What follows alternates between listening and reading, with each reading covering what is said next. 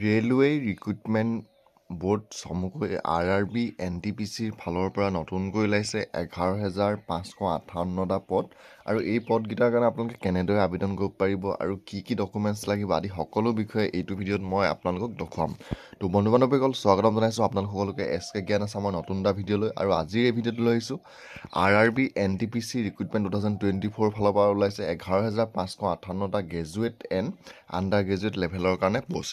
তো বন্ধু বান্ধৱীসকল পদকেইটা ওলাইছে আপোনালোকৰ ৰেলৱে ফালৰ পৰা আৰু ইয়াৰ আপোনালোকৰ কেইবাটাও বিভাগত ওলাইছে পদ। তাৰে প্ৰথম আপোনালোকৰ যি পদ ওলাইছে আপোনালোকৰ 11,558টা, তাৰে আপোনালোকৰ 8,113টা পদ ওলাইছে গ্ৰেজুৱেট লেভেল। এইকেইটা পদৰ কাৰণে আপোনালোকে BA পাছ হ'লেহে পাৰিব আৰু 3,445টা পদ ওলাইছে আণ্ডাৰ গ্ৰেজুৱেট লেভেল, অৰ্থাৎ এই পদকেইটা আপোনালোকে BA পাছ নহ'লেও আবেদন কৰিব পাৰিব। হায়াৰ ছেকেণ্ডেৰী পাছৰ কাৰণে ওলাইছে 3,445টা।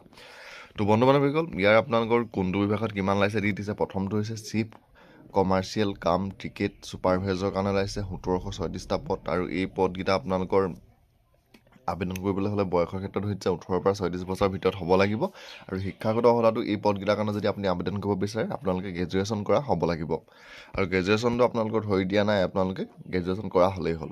আৰু ছেকেণ্ডটো ওলাইছে ষ্টেচন মাষ্টৰ।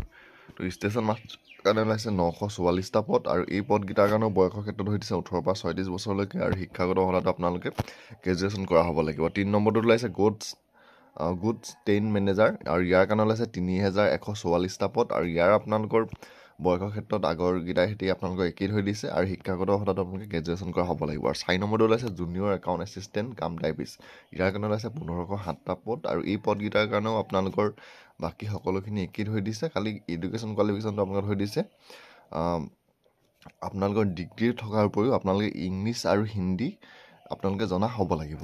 5 নম্বৰটো ওলাইছে ছিনিয়ৰ ক্লাৰ্ক কাম টাইপিষ্টৰ কাৰণে 732টা পোষ্ট আৰু ইয়াৰ কাৰণেও আপোনালোকৰ শিক্ষাগত অৰ্হতাটো ধৰিছে ডিগ্ৰী কৰা হ'ব লাগিব। ইয়াৰ উপৰি আপোনালোকে ইংলিছ আৰু হিন্দী আপোনালোকে ভালদৰে জনা হ'ব লাগিব। আৰু 8 নম্বৰটো ওলাইছে গ্ৰেজুৱেট লেভেলৰ আপোনালোকৰ টোটেল পদটো হৈছে 8,113টা। তো তাৰপিছত আহোঁ আপোনালোকৰ হায়াৰ ছেকেণ্ডেৰী পাছৰ আপোনালোকৰ ইয়াত পদ ওলাইছে।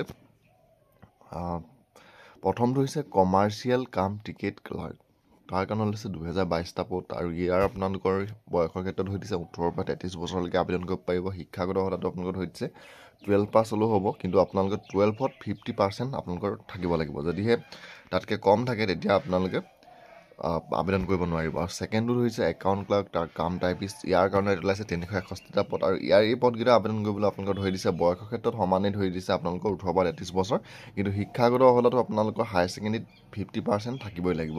যদি 50%তকৈ কম থাকে তেতিয়া আপোনালোকে আবেদন কৰিব পাৰিব, কিন্তু আপোনালোকৰ পিছৰখিনি নহ'ব। তো 3 নম্বৰটো হৈছে জুনিয়ৰ ক্লাৰ্ক কাম টাইপিষ্ট, তো তাৰ কাৰণে আছে 990টা আৰু ইয়াৰ কাৰণেও আপোনালোকৰ বয়সৰ ক্ষেত্ৰত একেই ধৰিছে পাৰ্চেণ্টেজ আপোনালোকৰ হায়াৰ ছেকেণ্ডেৰীত 50% থাকিবই লাগিব, তেতিয়াহে আপোনালোকে পাৰিব।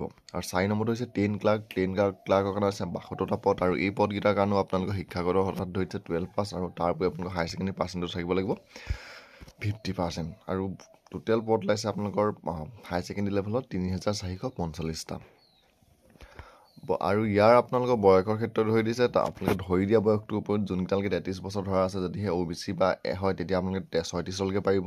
SC ST সকলে তাতকৈ 5 বছৰ বেছি হ'লেও পাৰিব। PWD সকলে 10 বছৰ বেছি হ'লেও পাৰিব PWD আৰু SC ST যোনসকল PWD হয় তেওঁলোকে 15 বছৰ বেছি হ'লেও আবেদন কৰিব পাৰিব। আৰু এপ্লিকেশ্যন ফিজটো দিব লাগিব SC ST PWD সকলে 250 টকা। এপ্লিকেশ্যন ফিজটো আপোনালোক সকলোৰে সমানেই দিব লাগিব। ইয়াত আদাৰ্ছ SC ST আৰু ফিমেলসকল বাদ কৰি আপোনালোক যোনসকল আদাৰ্ছ OBC MOBC বা জেনেৰেল হয় তেওঁলোকে এপ্লিকেশ্যন ফিজটো দিব লাগিব 500 টকা। পে'মেণ্ট মোডটো আপোনালোকে অনলাইন যোগে কৰিব পাৰিব, ইয়াত UPI অপশ্যন দিছে। আৰু ইয়াৰ আবেদন কৰিবলৈ হ'লে RRB যোনটো অফিচিয়েল ৱেবছাইট আছে সেই ৱেবছাইটটোত গৈ আপোনালোকে এই পদকেইটাৰ কাৰণে অনলাইন যোগে আবেদন কৰিব পাৰিব। আৰু অনলাইন আবেদন আৰম্ভ হৈছে 14 ছেপ্টেম্বৰৰ পৰা আপোনালোকৰ আৰম্ভ হৈছে আৰু লাষ্ট ডেটটো হৈছে 13 অক্টোবৰ। তো যদি আপোনালোকে এই পদকেইটাৰ কাৰণে আবেদন কৰিম বুলি ভাবিছে তেতিয়া আপোনালোকে 13 অক্টোবৰৰ আগত অনলাইনত ইয়াৰ এপ্লিকেশ্যন ফৰ্মখন ছাবমিট কৰিব লাগিব।